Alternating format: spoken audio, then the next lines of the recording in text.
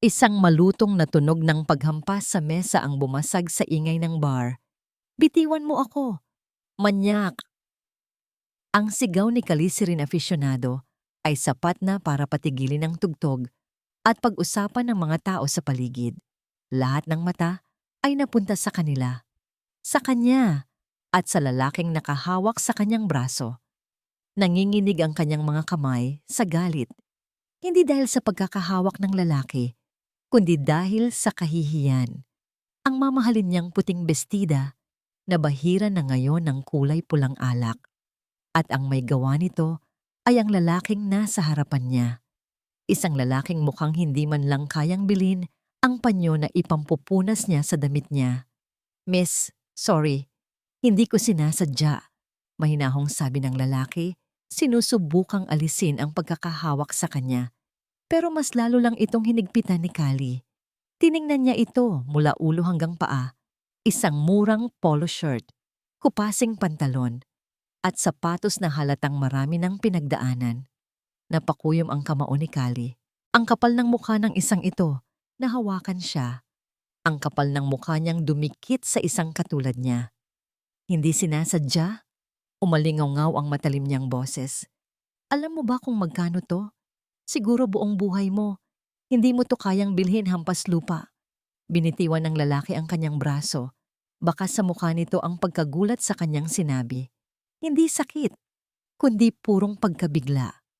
At iyon ang mas lalong ikinainis ni Kali. Walang karapatan ang isang tulad niya na masaktan. Tinalikuran niya ito nang walang anumang paumanhin at mabilis na lumabas ng bar. Iniwan ang mga bulong-bulungan at ang lalaking nakatayo lang doon, tulala. Kinabukasan, ang init ng ulo ni Kali ay hindi pa rin na nawawala. Ang almusal sa mansyon ng mga afisyonado ay laging tahimik.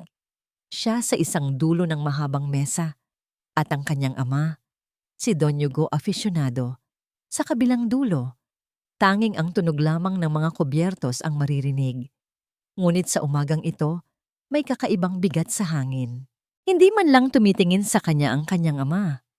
Nakatutok lang ito sa hawak na dyaryo, pero ramdam ni Kali ang matatalim na tingin nito sa likod ng papel. "I heard what happened last night." Malamig na sabi ni Don Hugo. Hindi pa rin inaalis ang tingin sa binabasa na palunok si Kali. "Dad, it was nothing. May isang bastos lang na." "Bastos?" Ibinaba ng kanyang ama ang dyaryo. Ang mga mata nito ay kasing lamig ng yelo. "O baka naman ikaw ang naging bastos, Kalisirin?" Hindi siya nakasagot. "For years, hinayaan kitang gawin ang lahat ng gusto mo." Pagpapatuloy ng kanyang ama. "Pero ang ipahiya ang pangalan ng pamilya natin dahil sa isang simpleng insidente? That's where I draw the line." "Dad, hindi mo naiintindihan." "Ako ang hindi nakakaintindi." Ngayon, may bahid na ng galit sa boses nito. "Pinalaki kita para maging tagapagmana, hindi para maging isang walang modong brat. Kailangan mong matuto ng leksyon." Huminga ito ng malalim. "I have made a decision. I've made a..." Kinabahan si Kali. Ang mga desisyon ng kanyang ama ay parang batas. Hindi nababali. "You are getting married." Para siyang binuhusan ng nagyayalong tubig. "What?" "No, ayokong magpakasal. Dad, kaya kong patakbuhin ang kumpanya ng hindi kailangan ng lalaki." "This is not about the company," mariing sabi ni Don Hugo. "This is about you. Kailangan mong matuto ng kababaang loob. At ang lalaking pakakasalan mo, ang magtuturo niyan sa'yo." Sinong lalaki ang tinutukoy mo?" Halos pasigaw na tanong ni Kali. Sakto namang may nag-doorbell. Ilang sandali pa, pumasok ang isa sa kanilang mga katulong. Kasunod ang isang lalaki. Isang pamilyar na lalaki. Nakatayo sa gitna ng kanilang marangyang sala, ang lalaking binuhusan niya ng alak kagabi. Ang lalaking tinawag niyang hampas lupa. Napatayo si Kali, hindi makapaniwala sa nakikita. Anong ginagawa niya rito? Ngumiti ng mapait si Don Hugo. Lumapit ito sa lalaki at tinapik ito sa balikat. Kaliserin, sabi ng kanyang ama sa formal na tono. Meet Andres Salvi, ang iyong magiging asawa. Gumuho ang mundo ni Kali. Inilabas ni Don Hugo ang isang maliit na kahon na naglalaman ng isang singsing. Isang napakagandang diamanteng singsing. Ito, isuot mo. Utos ng kanyang ama. Ang tingin ni Kali ay nagpapalipat-lipat mula sa kanyang ama, sa singsing, at kay Andres na nakayuko lang, hindi makatingin sa kanya. Ang lahat ng galit at pagkasuklam na naramdaman niya kagabi ay bumalik. 10 beses na mas matindi. Ang kahihiyan, ang insulto, ang pagtataksil ng sarili niyang ama.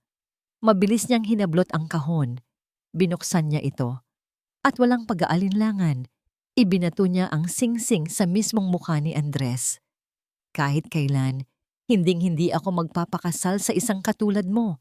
Mamamatay muna ako. Ang salitang hindi ay hindi kailanman naging parte ng bokabularyo ni Kaliserin. Pero sa harap ng kanyang ama, ang bawat pagtutol niya ay parang bulong na tinatangay ng hangin. Walang epekto, walang kapangyarihan. Hindi yan tanong Kaliserin. Utos yan, mariing sabi ni Don Hugo at sa isang iglap natapos ang usapan. Kinabukasan, dumating si Andres Salvi sa mansyon. Dala ang isang luma at halos masirang maleta. Iyon lang ang buong buhay niya. At ngayon, ang buhay na yon ay magiging parte na ng impyerno ni Kali. Manang, pakidala ang gamit ni Sir Andres sa kwarto niya. Utos ni Kali, sa kanilang kasambahay, may diin sa salitang Sir. Saan po, Ma'am Kali? Ngumisi si Kali. Humarap siya kay Andres, na nakatayo lang sa may pintuan, halatang naiilang sa karangyaan ng bahay. Sumunod ka sa akin, malamig niyang sabi. Dinala niya ito sa pinakadulong bahagi ng mansyon, sa isang pasilyo na bihirang daanan. Binuksan niya ang isang pinto. Bumungad sa kanila ang amoy ng alikabok at mga lumang gamit. Ito ang dating bodega. May isang maliit na bintana, isang lumang kama na walang kutsyon, at mga kahon na nakatambak sa isang sulok. Dito, sabi ni Kali. Iwinawas-iwas ang kamay na para bang nagpapakita ng isang palasyo. Dito ang kwarto mo. I think it suits you perfectly. Walang emosyon sa mukha ni Andres. Tiningnan lang nito ang paligid at dahan-dahang tumango. Okay lang. Salamat. Ang simpleng sagot na yon ay mas lalong ikinainis ni Kali. Inaasahan niyang magrereklamo ito, magagalit, o magmamakaawa. Pero wala. Tinanggap lang nito ang insulto na para bang wala lang. Sa mga sumunod na araw, sinubukan ni Kali ang lahat. Inuutusan niya si Andres na gawin ang mga bagay na trabaho ng hardinero. Pinapalinis niya rito ang kanyang kotse kahit isang buti lang ng alikabok ang dumapo rito. Ngunit lahat ng iyon ay ginagawa ni Andres nang walang reklamo. Isang gabi, nag-imbita si Kali ng kanyang mga mayayamang kaibigan para mag-dinner. Isang paraan para muling ipamukha sa lahat kung sino ang nag-iisang reyna sa bahay na yon. OMG, Kali, who's that guy? Tanong ng isa niyang kaibigan, patagong itinuturo si Andres na nag-aayos ng mga halaman sa hardin. Ngumiti si Kali ng matamis, isang nangiting mapanlinlang. Ah, siya ba? Come, I'll introduce you. Tinawag niya si Andres na pumasok. Lumapit naman ito, medyo nag-aalangan. Girls, panimula ni Kali, habang ang lahat ng mata ay nasa kay Andres. Siya si Andres, ang bago naming katulong. Nagtawanan ng kanyang mga kaibigan. Ang iba ay hindi man lang nag-abalang itago ang kanilang pagkamuhi. Tiningnan nila si Andres na para bang isa itong nakakadiring inirang insekto. Hindi nagsalita si Andres, nanatili lang itong nakayuko. At ang pananahimik na yon ang nagsilbing gasolina sa apoy ng galit ni Kali. Maya-maya pa, isang mamahaling sports car ang huminto sa tapat ng mansyon. Bumaba mula rito ang isang matipuno at roganteng lalaki, si Marco Villena. Kali, my love, ay Pati nito, may dalang isang malaking kahon mula sa isang kilalang brand. Hinalikan niya si Kali sa pisngi. Anything for my future queen. Hindi man lang nito pinansin ang presensya ni Andres. Ipinakita ni Marco ang regalo. Isang limited edition na bag.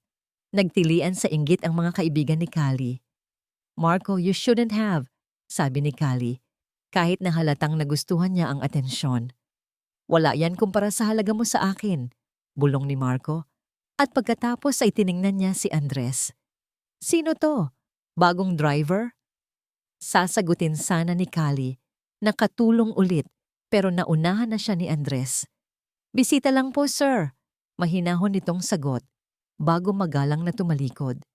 Habang nagkakasiyahan sila sa loob, napansin ni Kali si Andres na tahimik na nagwawalis sa isang sulok ng sala.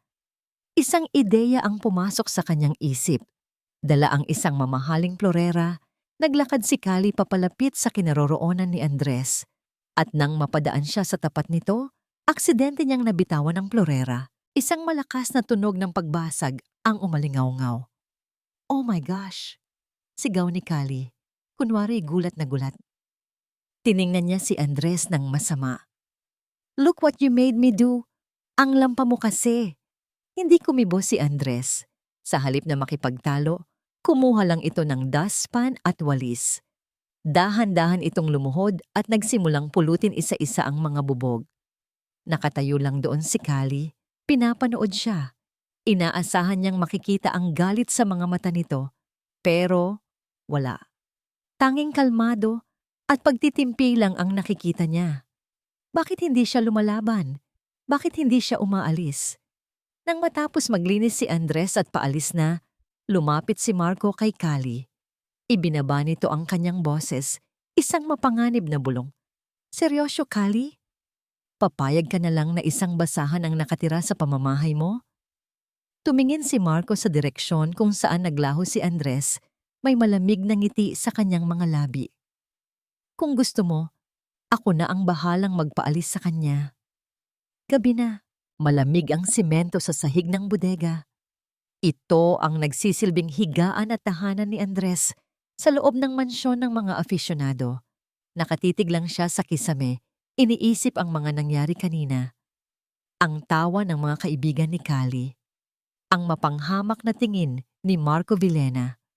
Ang basag na florera. Hindi siya nasaktan sa mga salita. Sa puntong ito, parang manhid na siya. Ang mas masakit ay ang makita ang kasiyahan sa mga mata ni Kali habang siya'y pinapahiya. Para bang ang bawat insulto sa kanya ay isang tagumpay para dito. Bumangon siya at binuksan ang kanyang lumang maleta. Mula sa ilalim ng mga damit, kinuha niya ang isang bagay na pinakaiingatan niya. Isang kupas na litrato. Nasa litrato, ang isang masayang pamilya. Isang batang Andres, nakangiti habang buhat-buhat ng kanyang ama. Isang matipunong lalaki na may ngiti sa mga mata. Sa tabi nila ay ang kanyang ina, nakayakap sa kanilang dalawa. Biglang bumalik ang alaala. Ang araw na iyon, ang sigawan, ang tunog ng mga ambulansya, ang balita na gumuho, ang isang bahagi ng ginagawang gusali. At ang kanyang ama, si Engineer Miguel Salvi, ay hindi na nakauwi. Pagkatapos noon, gumuho rin ang kanilang mundo. Inakusahan ng kanyang ama ng kapabayaan. Tinanggalan sila ng lahat. Walang tumulong. Walang naniwala. Maliban sa isang tao. Si Don Hugo Aficionado.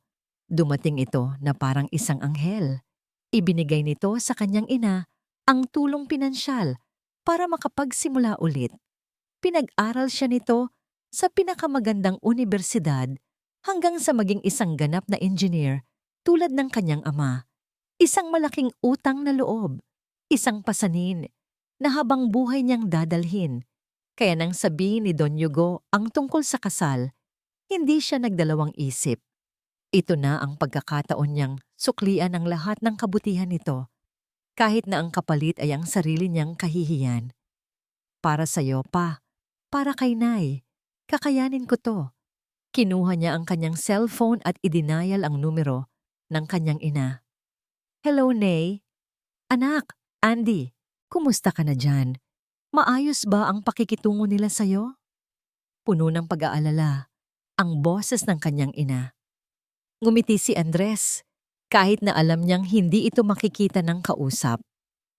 Okay lang po ako, Nay. Mabait po si Sir Hugo at si Ma'am Calisirin. Huwag po kayong mag-alala. Isang kasinungalingan, pero isang kasinungalingan na kailangan para mapanatag ang loob ng kanyang ina. Pagkatapos ng tawag, hindi na siya makatulog. Lumabas siya ng bodega para magpahangin sa hardin.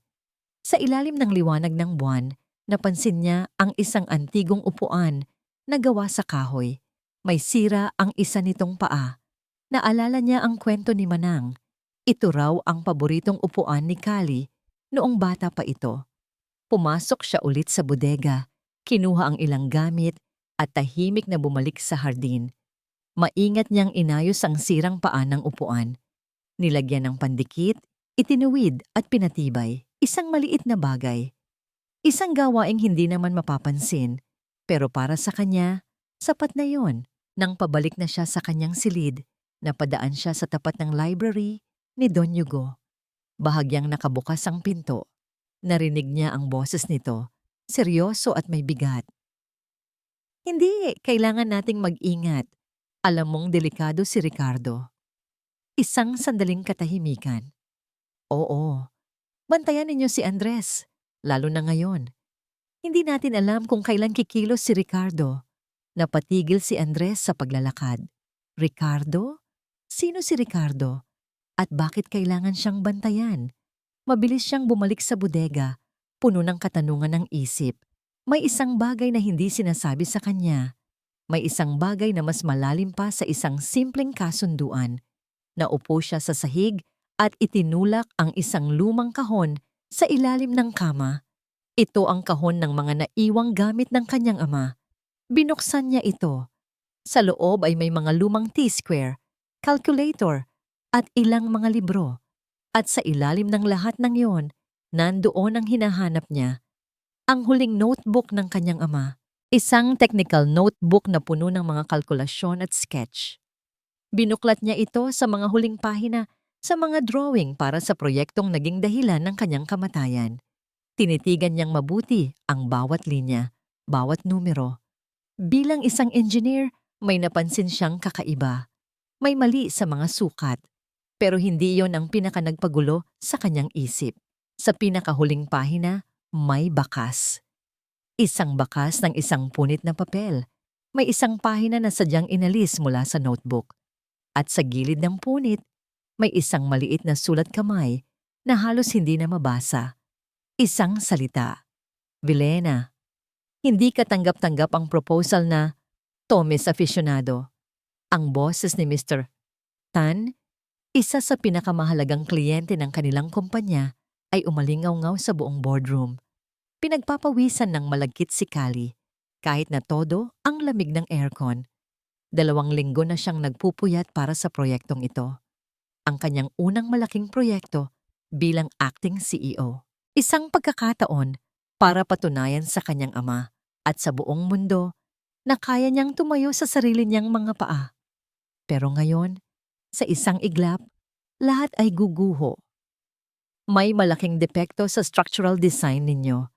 Masyadong malaki ang gastos pero delikado. Kung itutuloy natin ito, para na rin tayong nagtayo ng sarili nating libingan. Matigas na sabi ni Mr. Tan na Mr. Tan. Itinuturo ang isang specific na bahagi ng blueprint. Natulala si Kali. Hindi niya alam ang isasagot. Ang mga engineer niya ay nagbubulungan. Walang makahanap ng solusyon. Give me 1 week, sir. We'll fix this. Pakiusap ni Kali. Kahit na alam niyang imposible iyon. Wala na tayong 1 linggo, Miss Aficionado. Bukas, pipirma na ako ng kontrata sa Vilena Corporation kung wala kayong maibibigay na solusyon. Vilena, ang pangalan na yon ay parang lason sa kanyang pandinig. Ang kumpanya ni Marco.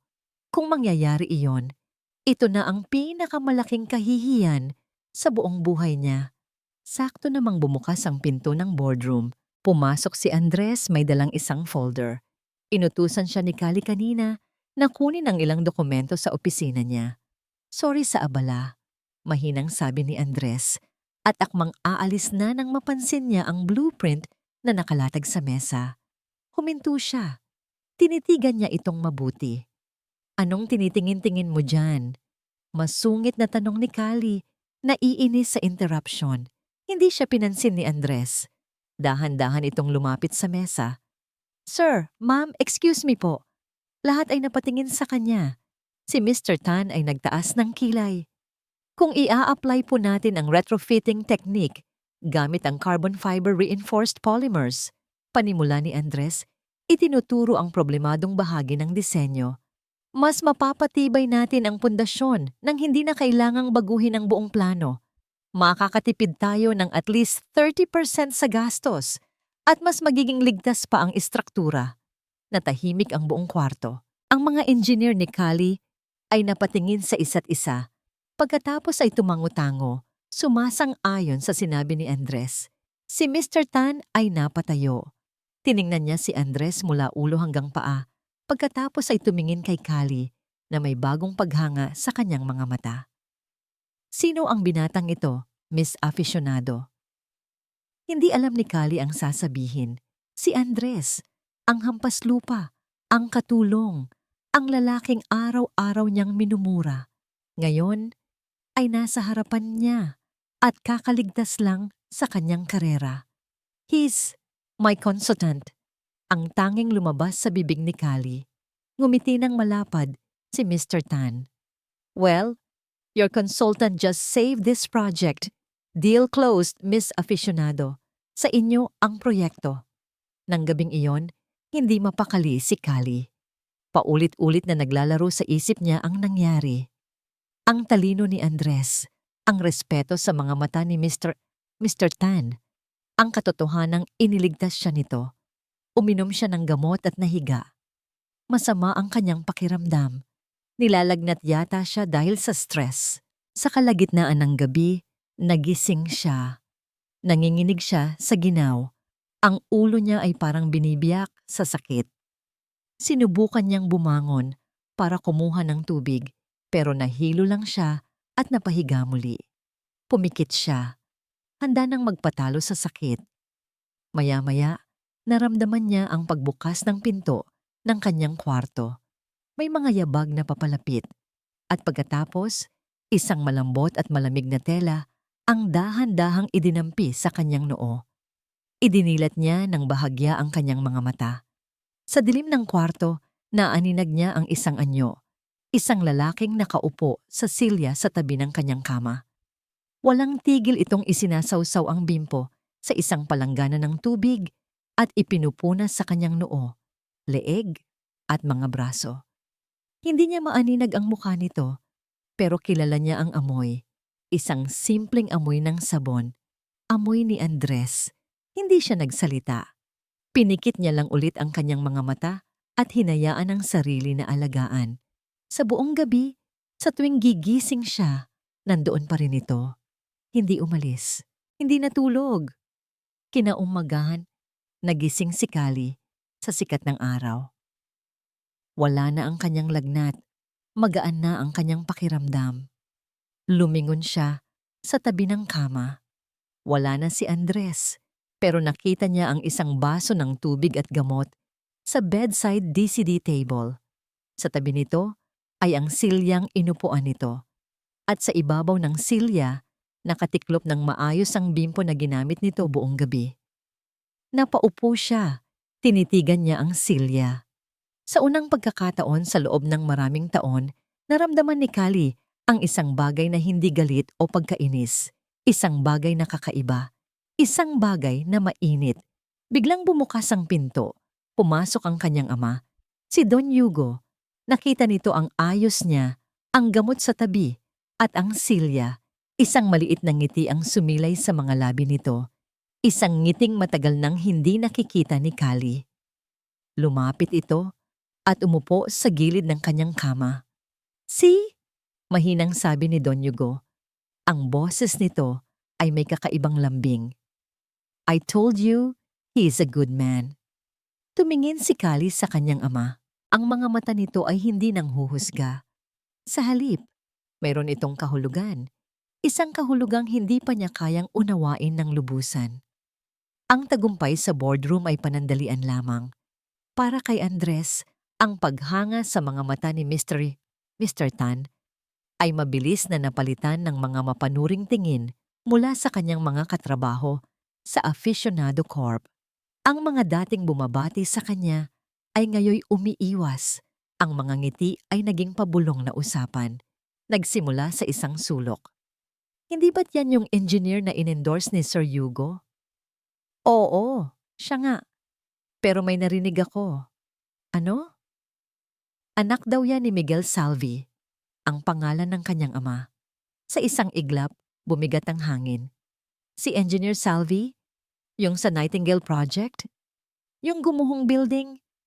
Kaya pala magaling. Mana sa ama. Magaling sa teorya, pero palpak sa totoong buhay. Shh! Baka marinig ka. Pero huli na. Narinig na ni Andres ang lahat. Bawat salita ay parang karayom na tumutusok sa kanyang puso.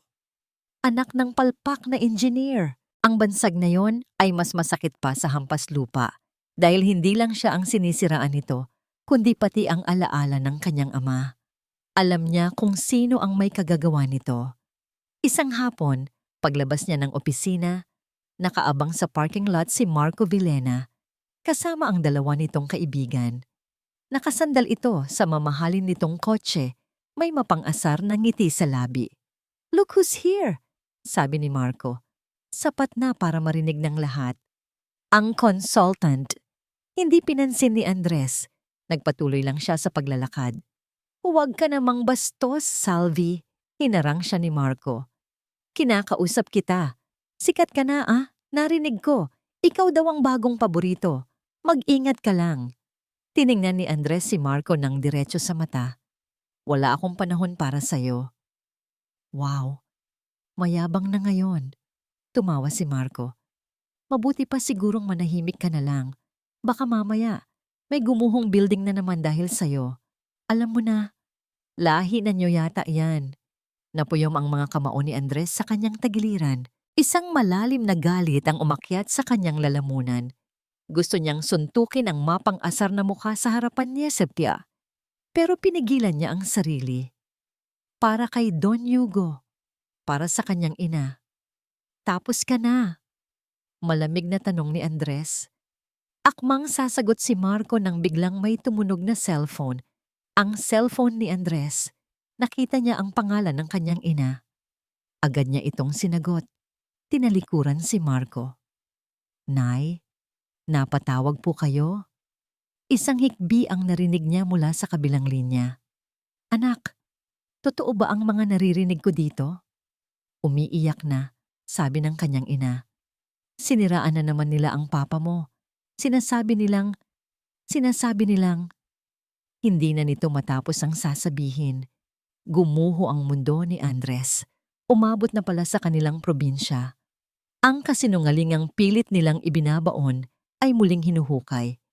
At ang kanyang ina, na matagal nang sinisikap bumangon, ay muling nasasaktan. Nay, hindi po totoo yan, dong po totoo yan. Nay, makinig po kayo. Ano to, Salvi? Nagre-report sa nanay? Pang-aasar ni Marco mula sa kanyang likuran. Inagaw nito ang cellphone mula sa kanyang kamay. Hoy, matanda. Sigaw ni Marco sa cellphone. Kung ako sa'yo, pagsabihan mo yang anak mo na umayos. Baka gusto niyong mabaon ulit sa utang. Ibalik mo sa akin yan, sigaw ni Andres. At sa unang pagkakataon, itinulak niya si Marco. Pero dalawa ang kasama ni Marco. Hinawakan siya ng mga ito sa magkabilang braso. Hindi siya makapalag. Ano? Lalaban ka? Hamon ni Marco. Itinataas ang cellphone. Anong gagawin mo Hampas lupa? Mr. Villena. Isang boses. Malamig. Pamilyar. Napalingon silang lahat. Doon, nakatayo sa entrance ng parking lot ay si Callie rin. Nakataas ang isang kilay. Ang mga matay parang matalim na punyal. Binitiwan ng mga kaibigan ni Marco si Andres. Kali, my love, napadaan ka. Biglang nagbago ang tono ni Marco. Hindi siya pinansin ni Kali. Ang tingin niya ay na kay Andres, na inaayos ang nagusot na damit. Naglakad si Kali palapit sa kanila. Huminto siya sa tabi ni Andres. Tiningnan niya si Marco. "He's with me," matigas niyang sabi. "May problema ba?" Natigilan si Marco. "Wala, Kali. Nagkakamustahan lang kami nitong kaibigan mo." Kinuha ni Kali ang cellphone mula sa kamay ni Marco. Ibinigay niya ito kay Andres. "Let's go," sabi niya kay Andres. Hindi pa rin inaalis ang masamang tingin kay Marco. At pagkatapos, nagsimula siyang maglakad. Sumunod si Andres, gulong-gulo ang isip. Bakit? Bakit ginawa yon ni Kali? Nang gabing iyon, hindi na naman makatulog si Andres.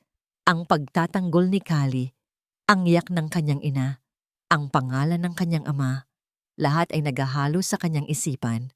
Muli, pinuksan niya ang kahon ng mga gamit ng kanyang ama. Kinuha niya ang notebook. Paulit-ulit niyang tiningnan ang mga huling pahina. Umaasang may makikitang hindi niya napansin noon. Pinagmasdan niyang mabuti ang pahinang may punit. Hinaplos niya ang magaspang na gilid nito. Tila may isinulat dito na pilit na itinago. Itinapat niya ang pahina sa ilaw ng kanyang maliit na lampara. At doon, sa pinakailalim na bahagi ng papel, sa gilid ng punit, may nakita siyang marka ng ballpen na halos nabura na. Isang bakas ng sulat mula sa pahinang pinunit. 2 salita. Vilena, substandard materials. Ang gabi ay malalim na. Pero ang isip ni Calicirin ay gising na gising. Ang imahe ni Andres na pinagtutulungan sa parking lot. Ang tapang sa mga mata nito habang tinitiis ang lahat. Ang pagtatanggol niya rito, isang bagay na hindi niya inaasahang gagawin. Bakit niya ginawa iyon? Dahil ba sa awa? Dahil ba ayaw niyang mapahiya sa harap ni Marco? O dahil sa isang bagay na mas malalim, isang bagay na hindi pa niya kayang aminin sa sarili? Napabangon siya. May mali.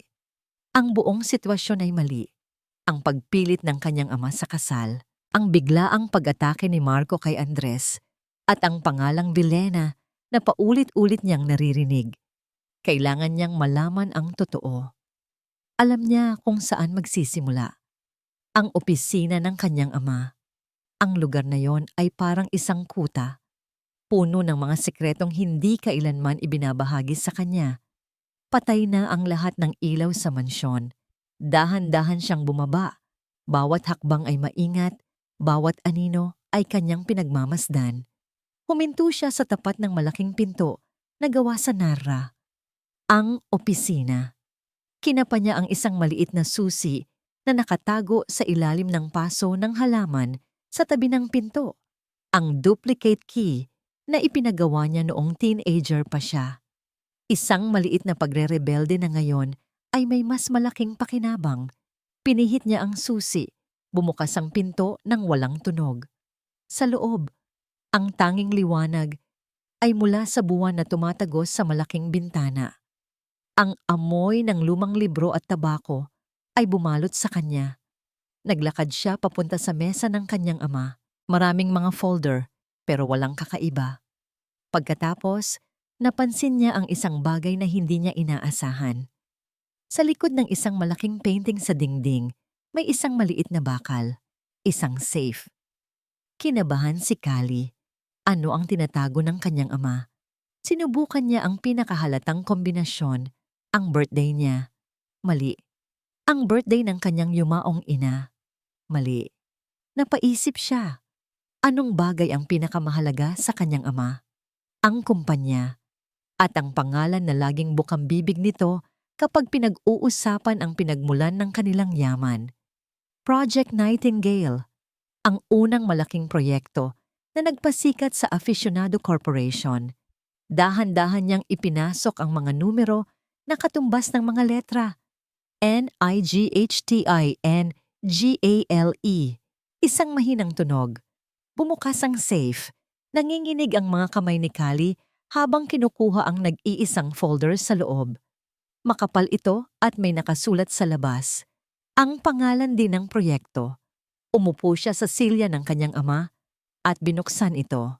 Ang unang dokumento ay isang kontrata, isang marriage contract sa pagitan nila ni Andres. Pero hindi ito ordinaryong kontrata. Puno ito ng mga legal terms, pero ang isang clause sa pinakababa ang kumuha ng kanyang atensyon. In the event of Don Hugo Aficionado's untimely demise, 50% of Aficionado Corporation's shares will be temporarily transferred to Mr. Andres Salvi to be held in trust for Calicirin Aficionado until all threats against her and the company are neutralized. Napakunot ang noo niya. Bakit? Bakit ibibigay sa isang hampas lupa ang kalahati ng kanilang yaman? Binuklat niya ang mga sumunod na pahina. Mga lumang dokumento, isang police report, at isang pribadong investigasyon na may petsang 10 taon na ang nakalipas. Tungkol ito sa aksidente sa Nightingale Project. At doon, nabasa niya ang lahat. Ang orihinal na report na nagsasabing ang sanhi ng pagguho ay ang paggamit ng substandard na materyales. Ang pangalan ng supplier ng mga materyales na yon, Villena Construction Supplies, pag-aari ng ama ni Marco, si Don Ricardo Villena. Nabasa niya ang pangalan ng head engineer na pilit na tumutol sa paggamit ng mga materyales pero tinakot at pinagbantaan ng pamilya. Engineer Miguel Salvi, ang ama ni Andres at ang pinakagimbal-gimbal sa lahat. Isang sworn statement mula sa isang testigong hindi na natuloy tumestigo dahil bigla itong nawala. Sinabi nitong si Andres, na bata pa noon at naghahatid ng merienda para sa kanyang ama, ay naroon mismo sa site bago mangyari ang aksidente. Nakita raw nito ang pag-uusap ni Don Ricardo at ng kanyang ama. Si Andres ang nag-iisang saksi na maaaring nakarinig sa buong usapan, kahit na marahil ay hindi niya ito naintindihan noon. Ang kasal, ang pagprotekta, ang lahat ay biglang nagkaroon ng kahulugan. Hindi ito parusa. Isa itong paraan para ilagay si Andres sa loob ng mansyon, sa loob ng proteksyon ng pangalang aficionado. Dahil alam ng kanyang ama na sa oras na malaman ni Ricardo Villena na ang anak ng engineer na kanyang siniraan ay malapit ng maging parte ng pamilya aficionado, gagawin nito ang lahat para patahimikin si Andres habang buhay. This is not a punishment. Bulong ni Cali sa sarili. Inuulit ang sinabi niya sa isip. It's a shield. Napahawak siya sa kanyang bibig, hindi makapaniwala. Ang lalaking araw-araw niyang inaalipusta ay ang taong matagal nang pinoprotektahan ng kanyang ama. Ang taong hawak ang susi sa pinakamadilim na sikreto ng kanilang kalaban. Bigla, may narinig siyang kaluskos sa labas. Mga yabag. Papalapit. Mabilis niyang isinara ang folder, isinilid pabalik sa safe at isinara ito. Pero huli na. Ang anino ng isang tao ay nasa ilalim na ng pinto. Dahan-dahang bumukas ang pinto. Napatayo si Cali. Ang puso niya'y kumakabog ng sobrang bilis. Nakatayo sa may pintuan, nakakunot ang noo, ay ang kanyang ama. Nagkatinginan sila. Alam ni Don Hugo na may nalaman ang kanyang anak. At alam ni Cali na ang buhay na alam niya ay hindi na kailanman magiging pareho. Katahimikan. Isang mabigat at malalim na katahimikan ang namayani sa pagitan ng mag-ama. Hindi galit ang nasa mga mata ni Don Hugo, kundi pag-aalala. Alam mo na, sabi nito. Hindi isang tanong, kundi isang pag-amin. Tumangulang si Cali. Hawak pa rin ang folder na hindi na niya naibalik sa safe. Bakit hindi niyo sinabi sa akin, Dad? Huminga ng malalim si Don Hugo. Dahil ayokong madamay ka sa gulo na ito. Ito ay laban ko. Laban sa mga taong sumira sa pamilya ni Miguel. Laban niyo? Dad, pamilya rin natin ang pinag-uusapan dito. At si Andres, ginawa niyo siyang pain nang hindi niya alam. Hindi siya pain, Cali. Isa siyang testamento. mariing sabi ng kanyang ama. Isang buhay na paalala sa kasalanan ni Ricardo Villena at responsibilidad kong protektahan siya tulad ng pangako ko sa kanyang ama bago ito mamatay. Kinabukasan, hindi mapakali si Kali. Ang lahat ng galit niya kay Andres ay napalitan ng isang kakaibang pakiramdam, isang halo ng pagkakasala at pag-aalala. Kinailangan niyang makausap si Andres. Ngayon na, natagpuan niya ito sa hardin. Tahimik na dinidiligan ang mga halaman. Ang parehong taong tinawag niyang hampas lupa ay ang taong nasa pinakamalaking panganib dahil sa isang laban na hindi naman nito alam. Andres, tawag niya. Lumingon ito. Nagulat na kinakausap siya ni Kali sa mahinahong paraan. Walang paligoy-ligoy. Inilapag ni Kali ang Project Nightingale folder sa isang mesa sa hardin. Kailangan mong makita to. Napakunot ang noo ni Andres. Dahan-dahan siyang lumapit at binuksan ang folder. Binasa niya ang bawat pahina. Ang police report, ang findings ng pribadong investigador, ang pangalan ng kanyang ama na nilinis sa anumang kasalanan, ang pangalan ni Ricardo Villena bilang tunay na salarin, nabitawan niya ang mga papel. Ang mga ito'y nagkalat sa damuhan. Nanginginig ang kanyang mga kamay, nanlalabo ang kanyang mga mata. Ang tatay ko. Halos hindi niya masabi. Hindi siya palpak. Hindi, mahinang sagot ni Kali. Bayani ang tatay mo. At ikaw ang dahilan kung bakit natatakot si Ricardo Villena hanggang na ngayon. Ikinuwento ni Kali ang lahat ng nalaman niya. Ang tungkol sa pagiging saksi niya noong bata pa siya. This is why my father forced us together. Pag-amin ni Kali. Sa wakas ay tinitingnan si Andres ng diretso sa mga mata. Walang bahid ng pagmamataas. It's not a punishment. It's a shield. Sapo ni Andres ang kanyang ulo, gulong-gulo. Ang buong buhay niya, ang kahihiyang dinadala ng kanyang pamilya, lahat ay base sa isang malaking kasinungalingan. Kaya pala, bulong niya sa sarili. Kaya pala laging sinasabi ni Don Hugo na mag-ingat ako. Umupo si Kali sa tapat niya. Sa unang pagkakataon, nakita niya ang totoong Andres, isang anak na nasasaktan, hindi isang utusang walang pakiramdam.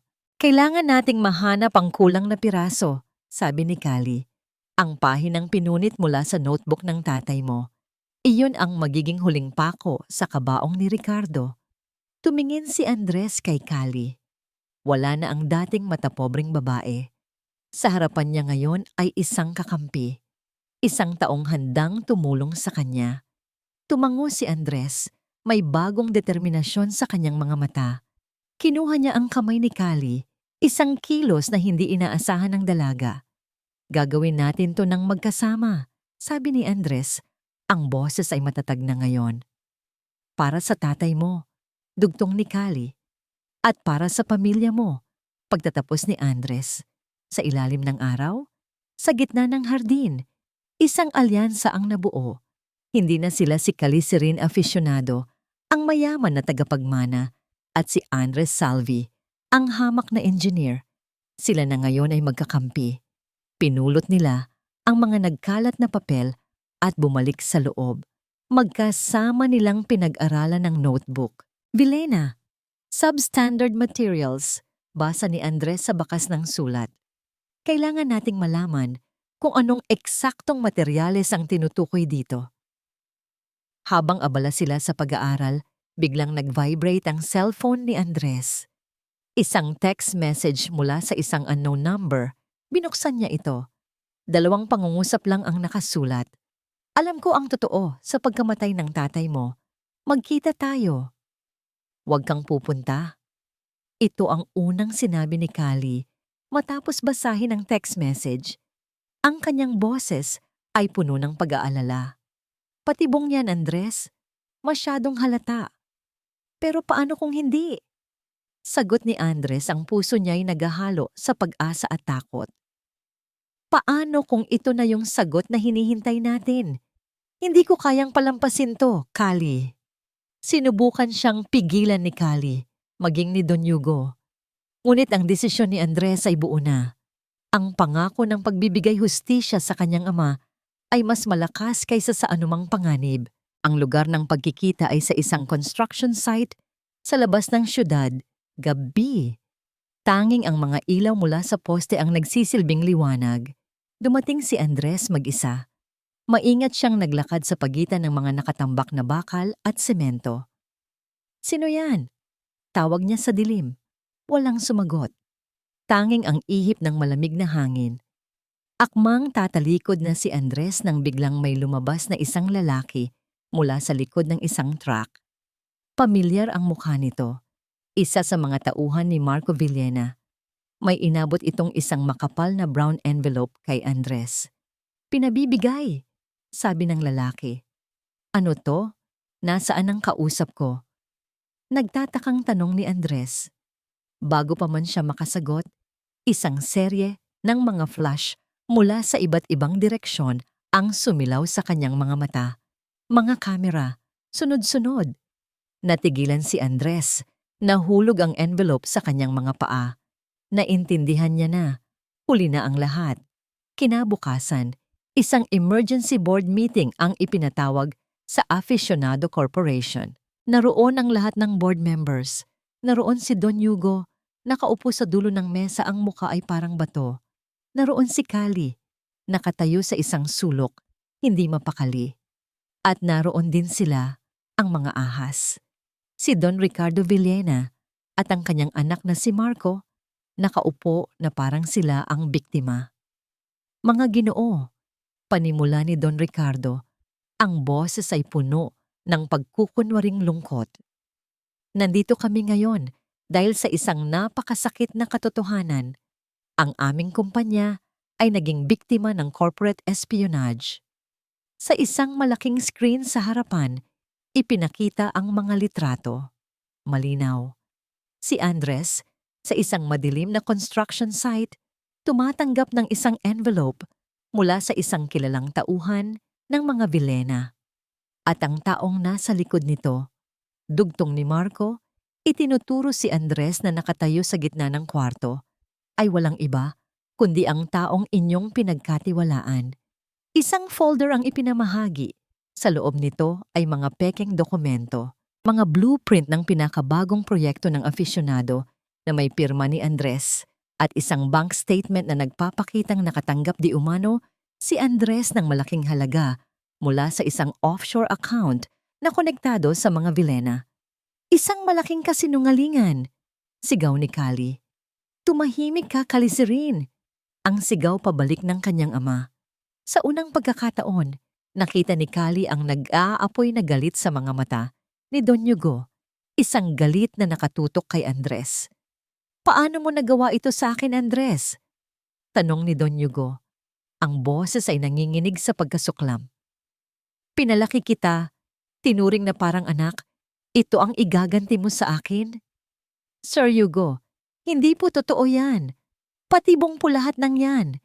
Pagmamakaawa ni Andres, ang tingin ay nagpapalipat-lipat kay Kali at kay Don Hugo. Ngunit si Don Hugo ay hindi nakikinig. Tumayo ito at dinuro si Andres. "Get out of my company! Get out of my house!" Ang sigaw nito na umaling-awngaw sa buong kwarto. Lahat ay nabigla sa tindi ng kanyang galit. "The engagement is off!" Parang pinagsakluban ng langit at lupa si Kali, ang kanyang ama. Ang taong alam ang buong katotohanan. Bakit? Bakit niya ginagawa ito? 2 security guard ang lumapit at marahas. Nakinaladkad si Andres palabas. "Kali!" Ang huling salitang narinig niya mula kay Andres, puno ng sakit at pagkalito. Bago ito tuluyang isinara ng pinto, nakatayo lang si Kali, tulala.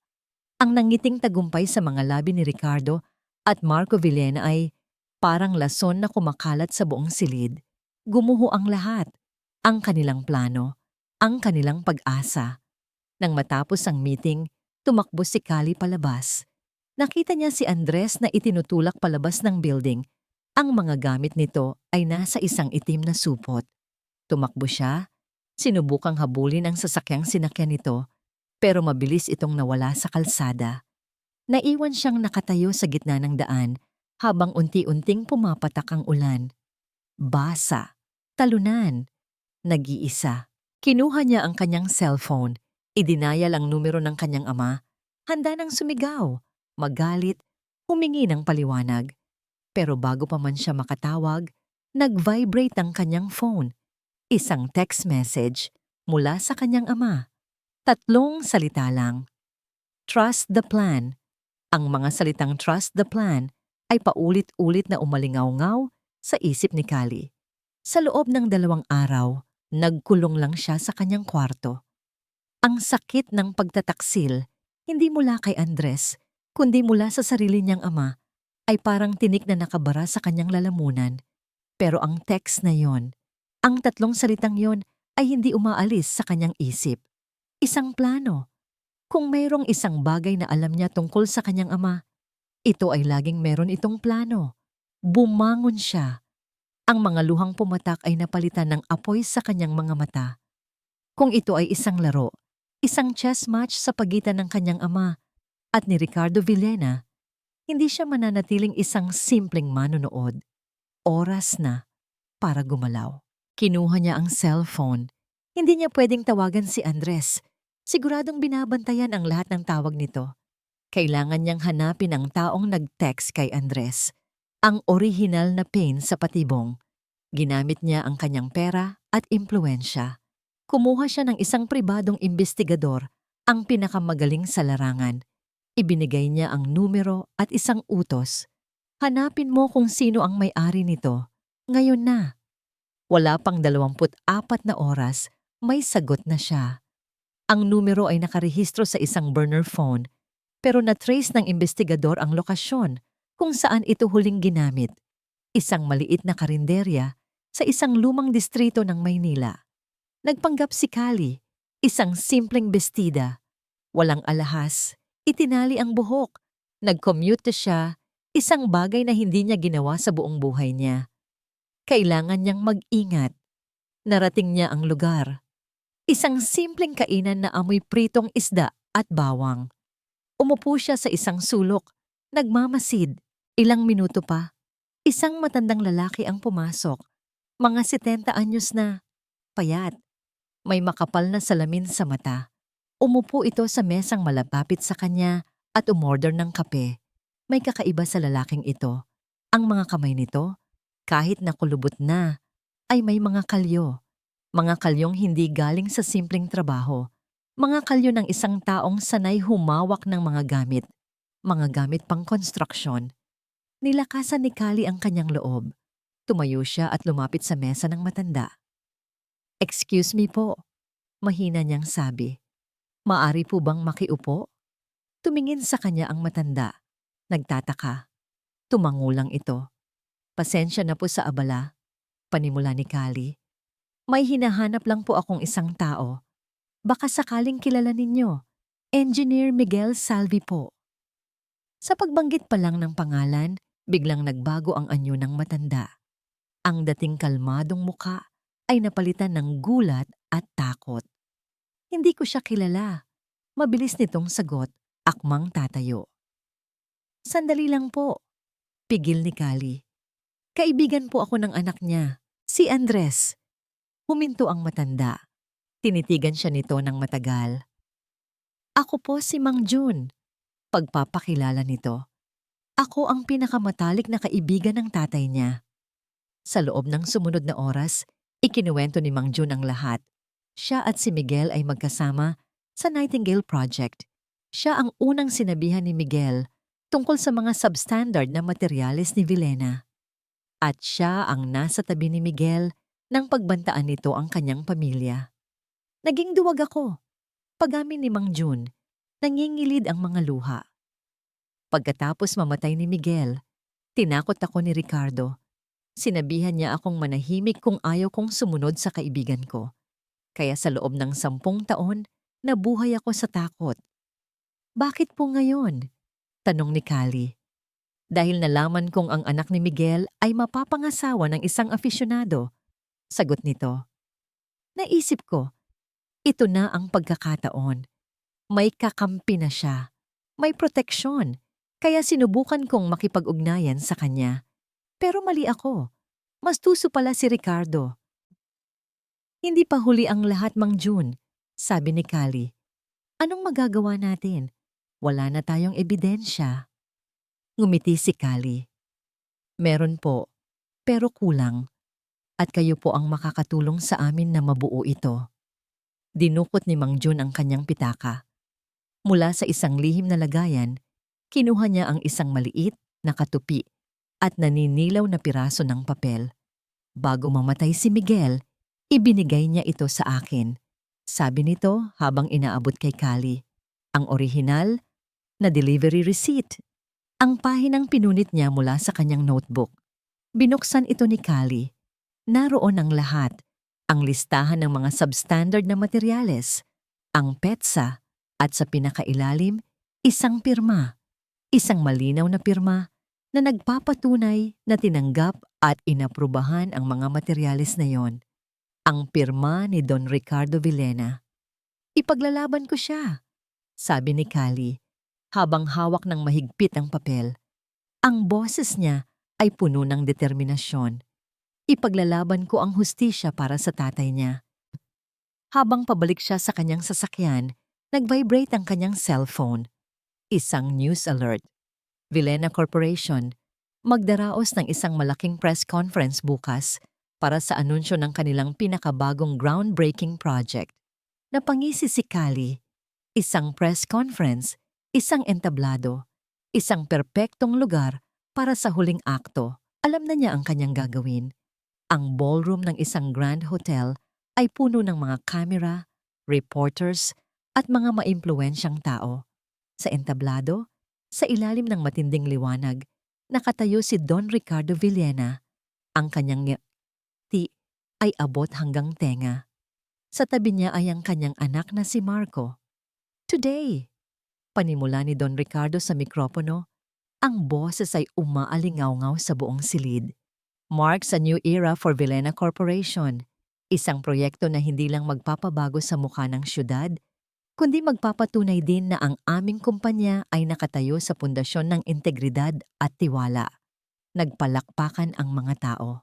Habang abala si Ricardo sa kanyang talumpati, sa likod ng ballroom, isang pamilyar na anino ang dahan-dahang naglalakad. Si Calicirin Aficionado. Ang kanyang dating mapagmataas na tindig ay napalitan ng isang tahimik na kumpiyansa. Bawat hakbang niya ay may bigat. Bawat tingin niya ay may layunin. At bilang patunay sa aming dedikasyon sa kalidad, pagpapatuloy ni Ricardo, nais naming ipaalala sa lahat ang isang malungkot na insidente na kinasangkutan ng aming katunggali. Ang insidente kay Mr. Andres Salvi, isang patunay na hindi kami kailanman magpapabaya sa aming mga pamantayan. Ito na ang hudyat. Talaga ba? Mr. Villena, isang boses ang bumasag sa kanyang talumpati. Isang boses ng babae. Mula sa gitna ng audience, lahat ay napalingon. Dahan-dahang naglakad si Calicirin papunta sa harapan, hawak ang isang mikropono na kinuha niya mula sa isang sound technician. Ang mga kamera ay mabilis na lumipat sa kanya. Kali, what is the meaning of this? Gulat na tanong ni Ricardo. Ngumiti si Kali. Nandito lang ako para klaruhin ang ilang bagay. Sinabi niyo, integridad at tiwala? Pag-usapan natin ang integridad. Tumingin siya sa malaking screen sa likod ni Ricardo. Pakiplay ang video. Sa utos niya, ang logo ng Villena Corp. Sa screen ay napalitan ng isang video. Isang video ni Mang June. Umiiyak ito habang ikinukwento ang buong katotohanan tungkol sa Nightingale Project. Ang pananakot, ang paggamit ng substandard na materyales, ang pagkamatay ng kanyang kaibigan na si Miguel Salvi. Nanlaki ang mga mata ni Ricardo. Sinungaling, gawa-gawa lang yan. Talaga? Tanong ulit ni Kali. Kung ganoon, baka ito ay hindi gawa-gawa. Sa screen, sumunod na lumabas ang isang high-resolution na imahe ng delivery receipt. Ang pirma ni Ricardo Villena ay pinalaki. Malinaw na malinaw. Nagkagulo ang mga reporters. Ang mga flash ng kamera ay sunod-sunod na kumislap sa mukha ni Ricardo na ngayon ay namumutla na. At tungkol naman kay Andres Salvi, pagpapatuloy ni Kali, ang taong siniraan ninyo, ang taong pinagplanuhan ninyo. Sa puntong yun, bumukas ang pangunahing pinto ng ballroom. Pumasok si Andres Salvi, pero hindi siya nag-iisa. Sa tabi niya, nakatayo ng buong pagmamalaki ay si Don Hugo Aficionado. At sa likod nila, dalawang unipormadong pulis. Gumuho ang mundo ni Ricardo. "You fell right into my trap, Ricardo," sabi ni Don Hugo. Ang boses ay kalmado, pero puno ng bigat. "I needed you to be overconfident.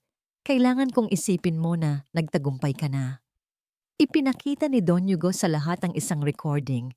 Ang usapan nila ni Andres matapos itong itaboy sa opisina. "Kailangan nilang maniwala, Andres," sabi ni Don Hugo sa recording. "Kailangan nilang isipin na galit ako sa'yo para mailabas nila ang kanilang huling alas, para makuha natin sila ng tuluyan." Lahat ay nalinawan. Ang galit ni Don Hugo, ang pagtataboy kay Andres, lahat ay isang malaking palabas, isang napakagandang pag-arte. "This is all a lie. Frame up!" Huling sigaw ni Ricardo. Ngunit huli na. Lumapit na ang mga pulis. "Don Ricardo Villena," sabi ng isa sa mga pulis habang ipinoposas ang kanyang mga kamay. "Inaaresto ka namin sa salang murder, falsification of documents at perjury." Kinaladkad ng mga pulis si Ricardo at Marco na ngayon ay iyak ng iyak palabas ng ballroom. Ang kanilang paghahari ay tapos na. Sa gitna ng kaguluhan, ng mga flash ng kamera at ng mga tanong ng reporter, ang tanging nakikita lang ni Andres ay si Kali. At ang tanging nakikita lang ni Kali ay si Andres. Lahat ng harang sa pagitan nila, ang pera, ang pangalan, ang mga kasinungalingan, ay nawala na.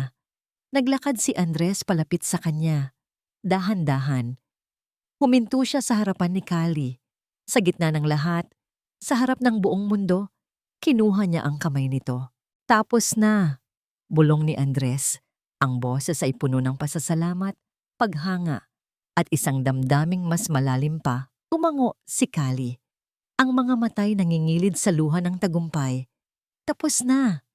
Ilang linggo matapos ang eskandalo, unti-unting bumalik sa normal ang lahat, pero isang bago at mas magandang normal. Isang hapon, ipinatawag ni Don Hugo si Kali sa kanyang opisina. Hindi na ito ang malamig at striktong ama na kanyang kinagisnan. Ang mga mata nito ngayon ay puno ng init at pagmamalaki. "Kali, panimula nito. May isang bagay akong hindi nasabi sa'yo." Ikinuwento nito kung paanong ang pagkamatay ng ina ni Kali ang nagpabago sa kanya. Ang takot na baka mawala rin si Kali ang nagtulak sa kanya na maging malupit, na itulak ito palayo para maging matatag. "Akala ko, kapag tinuruan kitang maging matigas, mapoprotektahan kita. Pero mali ako." Pag-amin ni Don Hugo, ang boses ay bahagyang nanginginig. Ang totoong lakas pala ay hindi nasa tigas ng puso, kundi nasa kakayahang magmahal at magpatawad. Tumayo ito at niyakap ng mahigpit ang kanyang anak. "I'm so proud of the woman you've become. Your mother would be too." Sa unang pagkakataon sa loob ng maraming taon, naramdaman ni Kali ang yakap ng isang ama. Gumanti siya ng yakap. Ang mga luhang pumatak sa kanyang pisngi ay hindi na dahil sa sakit, kundi sa purong pagmamahal.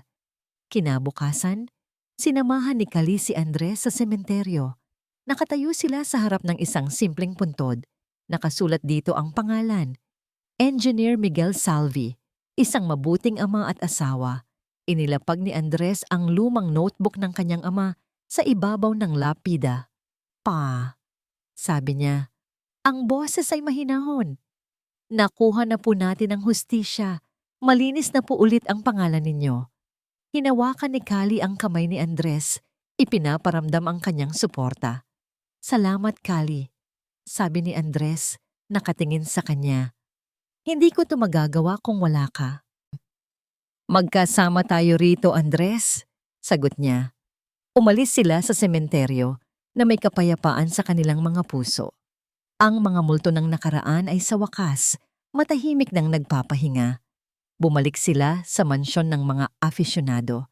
Ang mansyon na dating naging impyerno para kay Andres ay isa na ngayong tahanan. Tumayo sila sa hardin, sa parehong lugar kung saan nabuo ang kanilang alyansa. Ang hangin ay sariwa. Ang araw ay yapalubog na. Nag-iiwan ng kulay kahel at rosas sa kalangitan. Kali, sabi ni Andres, humarap ito sa kanya. Seryoso ang kanyang mga mata. Nang una akong pumasok sa bahay na to, may dala akong isang malaking obligasyon, isang utang na loob. Pero ngayon, hinawakan niya ang dalawang kamay ni Kali. Wala na yon. Tapos na ang lahat. Huminga siya ng malalim. Hindi na ito pagbabayad ng utang na loob. Hindi na rin ito kontrata. Tinitigan niya si Kali ng diretso sa mata. Ang puso niya'y nasa kanyang mga salita. Mahal kita, Kali. Mahal na mahal kita. Napuno ng luha ang mga mata ni Kali. Mga luha ng kaligayahan. Ang babaeng inakala niyang hindi na kailanman marunong magmahal ay natagpuan ng pag-ibig sa taong hindi niya inaasahan. Ngumiti siya, isang ngangiting totoo at walang pagkukunwari. Noong una kitang makita, ang tingin ko sa'yo ay isang hadlang sa mga pangarap ko. Pag-amin niya. Pero ikaw pala ang pangarap na hindi ko alam na kailangan ko. Hinaplos niya ang pisngi ni Andres. Mahal din kita, aking hampas lupa. Sa salitang yon, ang dating insulto ay naging isang salita ng pagmamahal, isang simbolo ng kanilang pinagdaanan. Dahan-dahang inilapit ni Andres ang kanyang muka at hinalikan siya. Isang halik na malambot, isang halik na puno ng pasasalamat, pagpapatawad at pangako ng isang bagong simula. Makalipas ang ilang buwan, sa boardroom ng Aficionado Corporation, nakatayo sa harapan si Kali, hindi na bilang acting CEO, kundi bilang ang bagong at karapat-dapat na CEO. Sa tabi niya ay si Andres, ang bagong chief engineer ng kumpanya. Nakalatag sa mesa ang isang blueprint. Hindi ito isang skyscraper o isang mamahaling condominium. Ito ay ang disenyo ng isang community center, isang gusali na magbibigay ng libreng pabahay at skills training para sa mga mahihirap na pamilya. Ang unang proyekto nila bilang magkasama. Tiningnan ni Andres si Kali, may mapaglarong ngiti sa kanyang mga labi. Ready, Ma'am CEO? Ngumiti pabalik si Kali, isang ngangiting puno ng pag-ibig at pag-asa. Hinawakan niya ang kamay nito sa ilalim ng mesa. Ready, my love?